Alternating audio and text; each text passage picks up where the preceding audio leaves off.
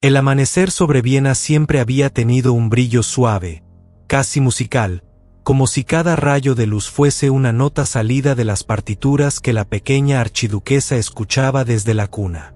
Pero el día en que María Antonia, la futura María Antoinette, fue prometida al delfín de Francia, la luz pareció detenerse sobre su rostro de apenas 14 años, marcando la primera sombra de un destino que la historia jamás perdonaría. Ella no lo sabía aún, pero aquel día no solo cambiaba de país, cambiaba de vida. Cambiaba de alma. En los grandes salones de Schönbrunn, la corte imperial celebraba con música, vestidos brillantes y sonrisas diplomáticas. Pero detrás de las cortinas bordadas de oro, María Teresa, emperatriz de Austria y madre de 16 hijos, observaba a su pequeña con una mezcla compleja de orgullo y preocupación. «Recuerda, hija mía», le dijo aquella noche, «no vas a Francia para ti, sino para tu casa, para Europa, para la paz». María Antonia, demasiado joven para comprender el peso de esas palabras, asintió con una inocencia que pronto desaparecería. Ella soñaba con jardines, bailes, vestidos de seda, no contratados, no con intrigas, no a las trampas políticas tejidas en las sombras. El viaje hacia Francia fue largo, solemne, y lleno de rituales simbólicos. A orillas del Rin, en una pequeña isla llamada Ile des Épouses, se realizó el ritual que cambiaría su identidad. La niña austríaca debía renunciar a todo: sus ropas, sus joyas, sus sirvientas, su nombre. Todo lo que venía de Austria debía quedarse atrás. Cuando le retiraron el vestido y lo reemplazaron por uno francés, no era una simple ceremonia. Era un sacrificio, un cuerpo entregado a la política internacional, un alma abandonando su inocencia. En ese instante, María Antonia murió simbólicamente. Why nació Marie Antoinette, la futura delfina de Francia. Cuando llegó a Versalles, el palacio más brillante de Europa parecía respirar a través de cada espejo, cada lámpara, cada pasillo interminable. Pero bajo ese brillo exquisito, María Antoinette sintió algo más: la soledad elegante y afilada de la corte francesa. Las miradas la evaluaban, las sonrisas la medían, los vestidos la juzgaban. Apenas tenía 15 años y ya era la mujer más observada del reino. Los pasillos de mármol parecían reflejar no solo su imagen, donde todas las expectativas, todas las presiones, todas las intrigas se esconden bajo sonrisas aristocráticas. El delfín, Louis Auguste, tímido y torpe, le ofreció una cortesía tímida. No era el príncipe brillante de los cuentos. Era un muchacho inseguro, encerrado en su propio mundo de relojes y técnico. Ella sonrió. Él bajó la mirada. Dos almas jóvenes, destinadas a un trono que ninguno había pedido. Con el paso de los meses, la joven Marie comenzó a descubrir la verdadera naturaleza de Versalles. Un escenario magnífico sobre el cual cada gesto era política. Cada palabra era arma. Cada silencio era sospecha. Los mismos que la aplaudían en los bailes la criticaban en los pasillos. Los mismos que la vestían de flores la bañaban de rumores. Y sin embargo, María Antoinette intentaba sonreír. Todavía creía que la belleza podía vencer a la crueldad, que la juventud podía domesticar a la envidia, que el amor podía florecer en un jardín construido para la ambición. Pero en algún rincón del palacio, entre abanicos y susurros, la historia ya estaba escribiendo el final de aquella niña que había cruzado la frontera para unir reinos. Un final que terminaría no en un salón iluminado, sino bajo el cielo gris de una plaza que aún no conocía su nombre. La plaza donde la inocencia sería condenada, y donde la reina que nació sin desearlo encontraría su destino. Versalles brillaba como un sol que nunca dormía. Cada amanecer iluminaba los jardines infinitos, las fuentes danzantes, los techos decorados con oro que parecían flotar sobre el palacio. Pero para Marie Antoinette, ese brillo se convirtió con el tiempo en una prisión hecha de luz. La joven Delfina caminaba por los pasillos interminables, entre columnas blancas, espejos pulidos y retratos de reyes muertos, con una sonrisa suspendida en el rostro. Una sonrisa que la corte observaba como un jurado silencioso. Y sin embargo, detrás de aquella sonrisa había un corazón que comenzaba a fatigarse. Versalles no era un hogar. Era un teatro, donde cada gesto tenía un público, cada error tenía un eco, y cada palabra podía convertirse en arma. A Marie Antoinette le enseñaron pronto las reglas crueles de aquel mundo. No comer sola, no vestirse sola, no tener un segundo de intimidad, no ser dueña ni de su propio silencio. Cada mañana, la Lever du Roi, el ritual público de vestirse ante decenas de nobles, se convertía en una representación más difícil que cualquier ópera. Marie observaba cómo manos desconocidas elegían sus vestidos, cómo princesas rivales peleaban por el privilegio de ofrecerle un guante, cómo su vida entera se volvía un protocolo rígido que no dejaba espacio para lo humano.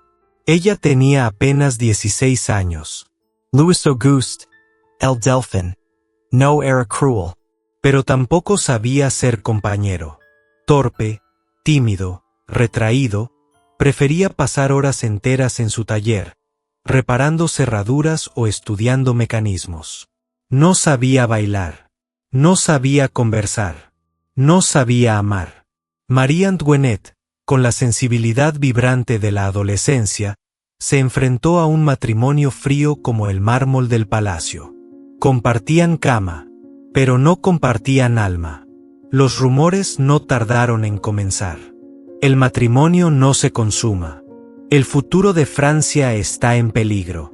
¿De qué sirve una Delfina incapaz de dar un heredero? Marie escuchaba esos susurros mientras paseaba por los jardines con su séquito. Sentía como el peso del reino caía sobre su vientre vacío, como si la condición de mujer fuese su única utilidad. Cada año sin embarazo añadía una grieta más a su reputación. La corte francesa, astuta y malicioso, observaba con placer sordo. Las mismas damas que la acompañaban a los bailes la criticaban en los pasillos. Demasiado joven, demasiado frívola, demasiado austríaca. La apodaron Elle Autrichienne, la austríaca, pero pronunciado con veneno, sonaba más como Elle Autrichienne, la otra perra. Marie Antoinette sonreía mientras su corazón se encogía como una flor helada. En la noche, sola en su habitación iluminada por velas, escribía cartas a su madre, buscando consuelo. Madre, me siento tan sola. No comprendo este mundo. Ni ellos me comprenden a mí. Pero María Teresa, emperatriz práctica y disciplinada, respondía con frialdad política. Tu deber es ser fuerte. Tu deber es complacer a Francia. Tu deber es producir un heredero. La niña que alguna vez soñó con jardines y música comenzaba a desvanecerse. Un día, durante una cena oficial, Marie se atrevió a reír con espontaneidad, algo que surgió de su alma y no del protocolo. La corte se escandalizó. Demasiado libre, demasiado alegre, demasiado poco francesa. Desde entonces, cada gesto suyo, una risa, un baile, un vestido, se convirtió en motivo de murmuración. Versalles la envolvía con guantes de seda, pero la hería como si fueran espinas. A pesar de todo, Marie Antoinette buscó refugio en pequeñas islas de humanidad. Aprendió a montar a caballo. Escapaba a Trianon, su pequeño rincón de libertad. Jugaba con sus perritos. Bailaba lejos de los grandes salones. Cantaba en privado, cuando nadie la escuchaba. Pero la corte no perdonaba a quien se atrevía a ser feliz sin su permiso. Cada intento de libertad era castigado con un nuevo rumor. Y así, mientras los espejos de Versalles multiplicaban 100 veces su imagen, nadie parecía ver a la joven real tal como era. Una muchacha exiliada del amor, atrapada entre la política y el resentimiento, caminando sobre un hilo delgado que pronto se rompería. Porque la historia, esa que observaba desde los rincones, ya estaba preparando su juicio.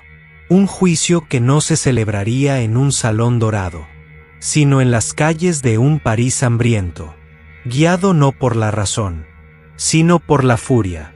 Y María Antoinette, sin saberlo, avanzaba día tras día hacia un destino que se escribía en silencio, detrás de cada abanico que se abría, detrás de cada abanico que se cerraba. El 10 de mayo de 1774, el Palacio de Versalles se hundió en un silencio que no tenía precedentes. Desde la madrugada, las campanas habían anunciado la muerte de Luis XV. El aire estaba impregnado de incienso, y los pasillos, siempre llenos de música y susurros, parecían ahora un mausoleo de mármol. En una sala apartada, Louis Auguste, el tímido delfín, se arrodilló, temblando. María Antoinette lo miraba con una mezcla de compasión y temor. «Señor, sois el rey», susurró un cortesano. Louis levantó los ojos, casi asustado. Marie lo tomó suavemente de la mano. Y así, dos jóvenes inexpertos, de 19 y 18 años, heredaron el reino más poderoso, más endeudado y más inestable de Europa. Ese día, la niña austríaca se convirtió en reina de Francia. Y sin saberlo, también se convirtió en el blanco perfecto para una nación que buscaba a alguien a quien culpar. Estrella blanca mediana la presión del heredero. El ascenso al trono no trajo alegría, trajo ansiedad. Francia necesitaba un heredero. La corte exigía un heredero. Europa esperaba un heredero. Pero el matrimonio seguía sin consumarse. La joven reina, ya víctima de rumores, comenzó a sentir como el veneno se convertía ahora en un río que atravesaba todo Versalles. La reina no cumple su función. La austriaca está falando el reino. ¿Qué oculta realmente esta muchacha? Marie perdía el sueño. Louis evitaba el tema. Los embajadores enviaban informes preocupantes. Y mientras tanto, en los pasillos, las risitas asfixiaban su dignidad. Un día, mientras atravesaba la famosa Galerie des Glaces, la reina escuchó una frase que se clavó en su corazón. Una reina sin hijos no es más que un adorno caro. Siguió caminando con la cabeza alta, pero por dentro, algo se quebró. White medium star, una reina busca escapar. Para huir de aquella presión insoportable, María Antoinette encontró refugio en dos cosas. Uno, el teatro y la música. Cantaba, actuaba, organizaba pequeñas funciones. La criticaron por frívola. 2, el Petit Trianon, un pequeño palacete que se convirtió en su santuario. Allí podía reír libremente, caminar sin protocolos, respirar sin ser escrutada. Pero la corte, celosa, venenosa, resentida, no soportó verlo. La reina juega mientras Francia sufre. La austríaca gasta lo que el país no tiene. Es una pecadora disfrazada de pastora. Trianon se convirtió en símbolo del odio popular. El lugar donde la reina olvidaba al pueblo, según los panfletos que circulaban por París. Panfletos que exageraban, inventaban, deformaban. La opinión pública, por primera vez en la historia, se volvió un arma. Y María Antoinette era su objetivo favorito. Estrella blanca mediana, el nacimiento de una leyenda negra. Los panfletos, llamados libelles, se convirtieron en entretenimiento nacional. Dibujos obscenos, acusaciones falsas, burlas crueles. La representaban como una libertina, una derrochadora, una enemiga de Francia, una mujer sin moral, una austríaca infiltrada para destruir el reino. La caricatura reemplazó a la mujer. El odio reemplazó a la verdad. Marie trataba de no leerlos, pero siempre terminaban llegando a sus manos. Una noche, encontró uno bajo su almohada. Lo leyó en silencio. Y luego rompió el papel en 1000 pedazos, llorando en un cuarto donde nadie podía verla. White medium star Louis XVI. Un rey incapaz de protegerla. Louis XVI quería a su esposa, pero no sabía defenderla. No tenía la astucia política. No tenía el carácter. No tenía el valor. Era un buen hombre, pero un mal rey. Su indecisión alimentaba el caos. Su timidez fortalecía a los enemigos de la corona. Y Marie, cada vez más sola, comenzó a desarrollar una máscara. Más orgullosa, más distante, más fuerte. Una máscara que, irónicamente, empeoró aún más su reputación. El país veía orgullo, cuando en realidad era miedo. El país veía frivolidad, cuando en realidad era soledad. El país veía derroche, cuando en realidad era una joven intentando conservar un pedazo de felicidad. Pero la historia rara vez mira el corazón. Solo mira el resultado. Estrella blanca mediana, la llegada del heredero.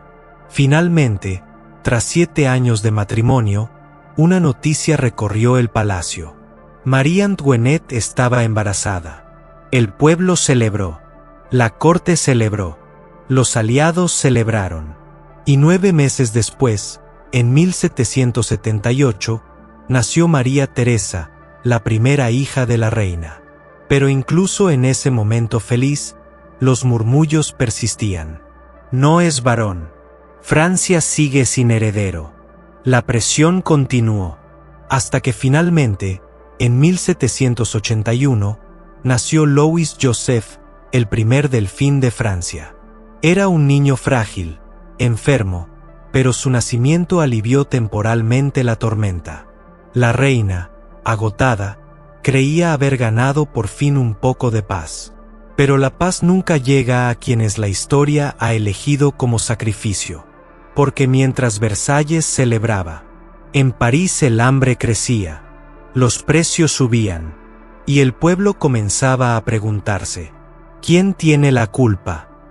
Y una voz, la de los panfletos, los rumores, los resentimientos, respondía cada vez más fuerte. La reina.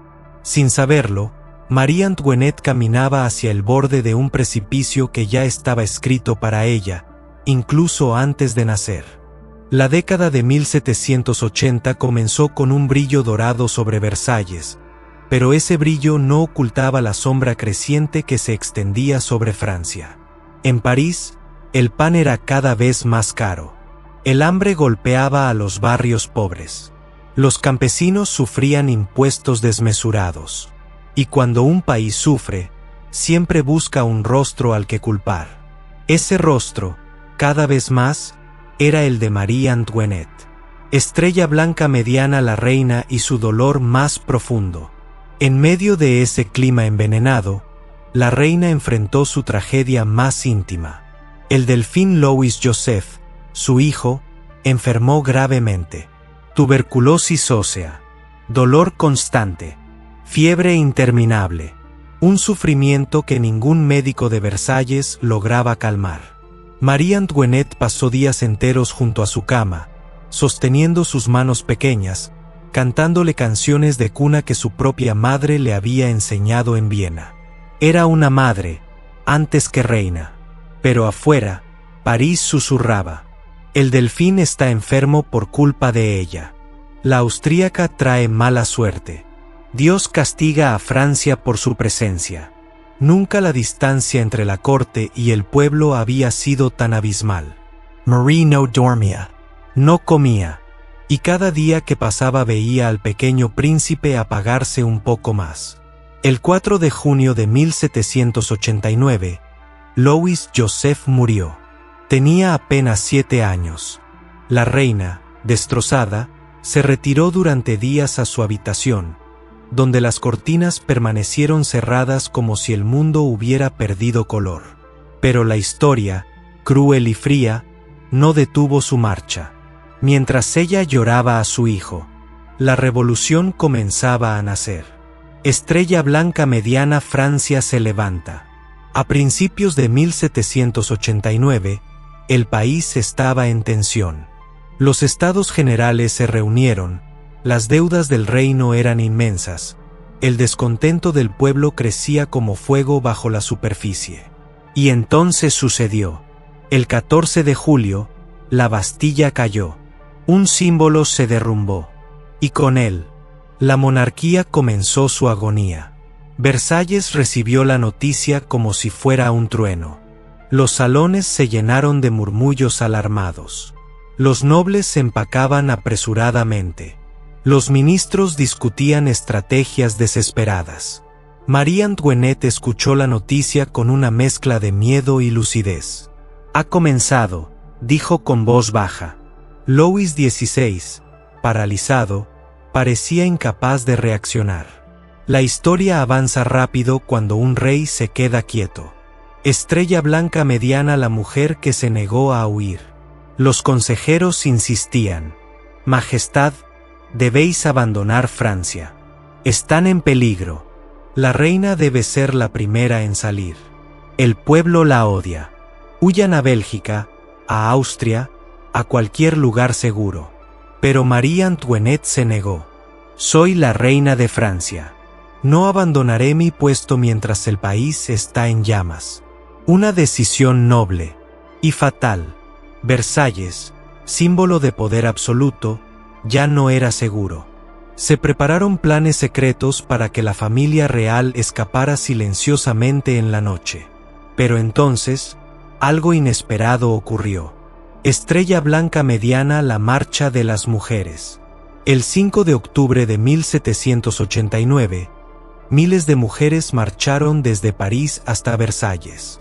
Al principio pedían pan, luego pedían justicia, al final, pedían la cabeza de la reina. Armadas con cuchillos, lanzas, herramientas agrícolas, empapadas por la lluvia, avanzaron como un río imparable. Su furia tenía un objetivo claro.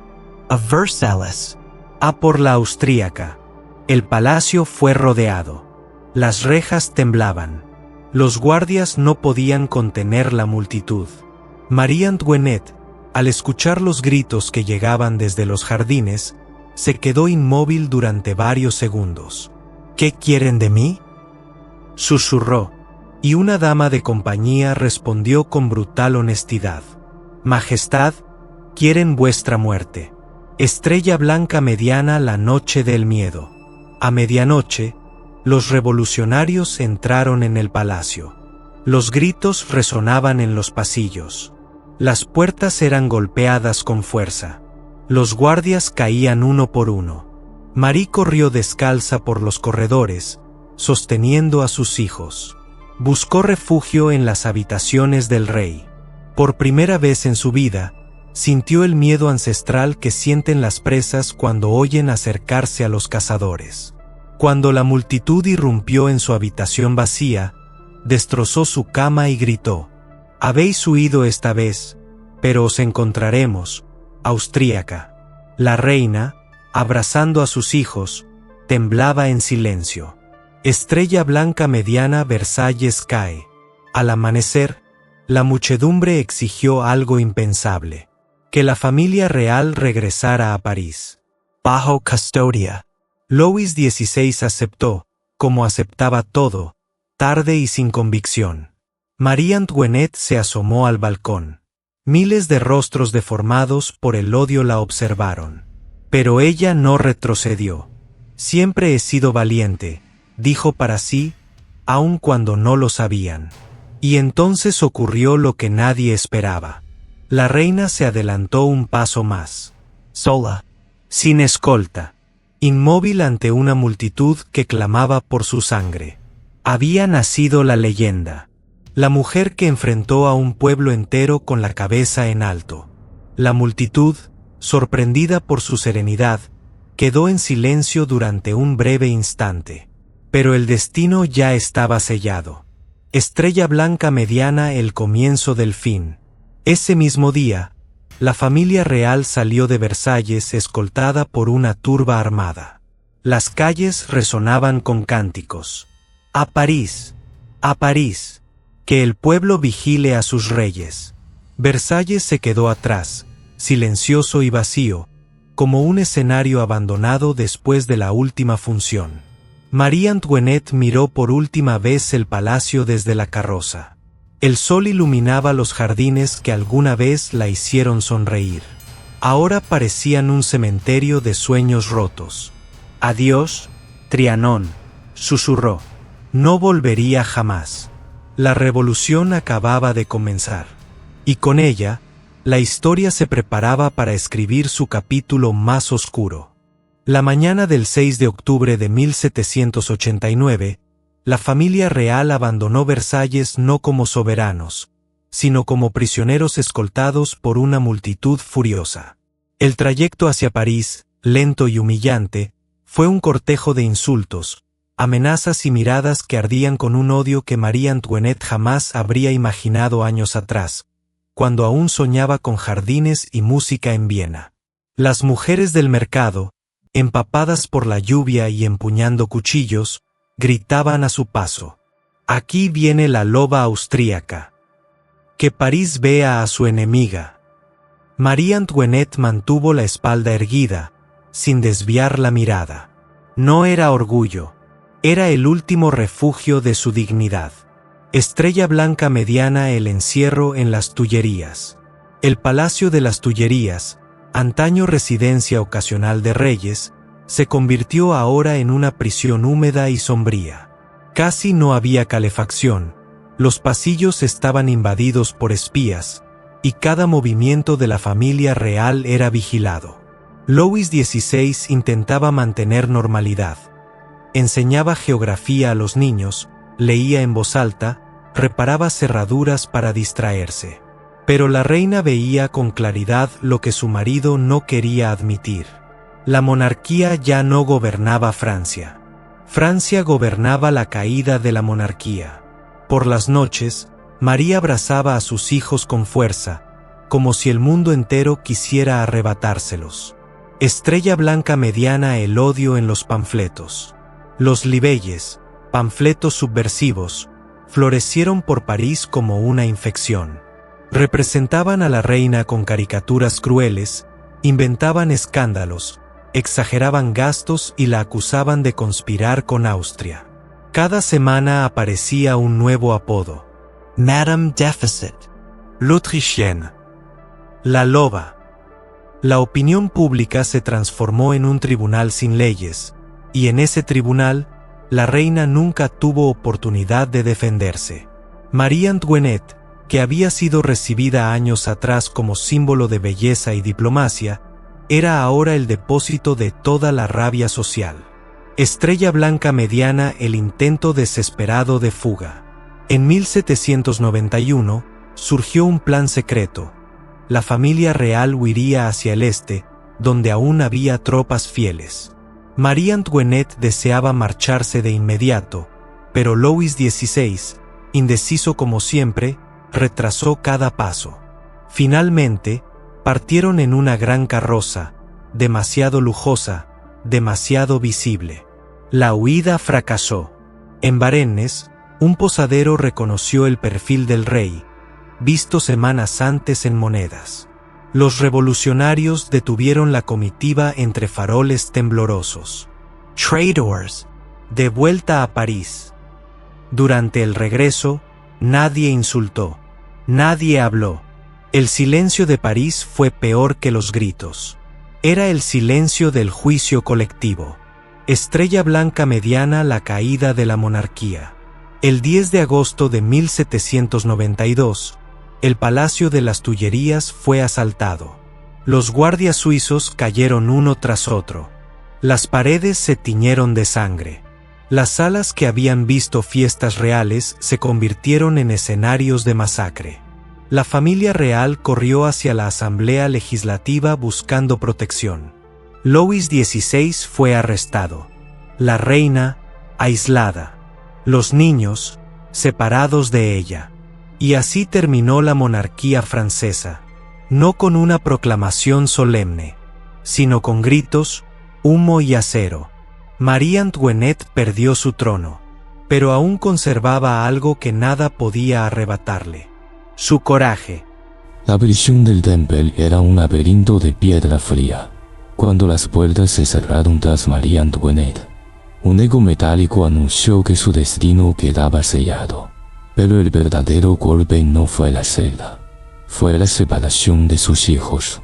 Luis Carlos, apenas un niño, fue arrancado de sus brazos mientras gritaba su nombre. María Teresa, la hija mayor, lloraba impotente. La reina cayó de rodillas. Mis hijos, que Dios os proteja. Nada pudo responderle las paredes desnudas. Estrella blanca mediana, meses de silencio y devastación. La reina envejeció en pocas semanas. Su cabello perdió brillo, su piel se volvió pálida y sus vestidos se redujeron a telas ásperas. Pero en su corazón aún vivía una chispa de fuerza. En sus apuntes escribió: he perdido todo, salvo el honor, y mientras lo conserve, no estoy totalmente vencida. Estrella blanca mediana, el juicio, una farsa mortal. En octubre de 1793, María Antoinette compareció ante el tribunal revolucionario. No tenía defensa real, no tenía aliados, no tenía voz. Las acusaciones llovieron como cuchillas. La conspiración con potencias extranjeras, traición, nacional, manipulación del rey, y la más monstruosa, abusos contra su propio hijo. Cuando escuchó esta última, María Antoinette, que había permanecido en silencio hasta entonces, se levantó con un temblor en las manos pero una mirada de acero. La naturaleza misma se revela ante esta acusación. Como madre, me niego a responder. Apelo a todas las madres que me escuchan. El tribunal quedó mudo. Incluso sus enemigos más feroces bajaron la vista. Era demasiado tarde para salvarla, pero no para admirar su dignidad. Al amanecer siguiente, se anunció la sentencia. María Antonieta será ejecutada el día 16 de octubre, a las 12 del día. Estrella blanca mediana, la última carta. La noche previa a la ejecución, escribió a Madame Elizabeth: muero innocent. He procurado consolar a mis hijos con ternura. Ruego a Dios que perdone a mis enemigos. Mi corazón no conoce odio. Al terminar, dejó la carta sobre la mesa con manos temblorosas. Era su despedida del mundo. White mediums are el camino final. Le cortaron el cabello y la vistieron con una sencilla túnica blanca. Cuando cruzó la puerta, el sol de otoño iluminó su rostro pálido. París esperaba. Miles de personas. Algunas gritaban, otras lloraban, muchas callaban. María Antoinette avanzó sin escoltas reales, sin joyas, sin corona, solo con la nobleza íntima que la vida y la tragedia habían moldeado en ella. Subió al patíbulo, tropezó y pidió perdón al verdugo. Perdóneme, señor, no fue a propósito. Su última frase, un eco de humanidad en una época sin piedad. La cuchilla cayó, y con ella terminó un mundo. Estrella blanca mediana, epílogo, la mujer más allá del mito. Los revolucionarios pensaron que habían destruido a la reina, pero lo que destruyeron fue la caricatura. Con el tiempo, la historia devolvió a María Antoinette algo que su siglo le negó: su verdad. No fue monstruo, no fue santa, no fue mártir por elección. Fue una mujer atrapada entre el lujo y la furia, entre el deber y la incomprensión, entre un reino que se derrumbaba y un pueblo que necesitaba culpables. Y aún así, caminó hacia su muerte con una serenidad que la convirtió, para siempre, en una de las figuras más trágicas y humanas de Europa.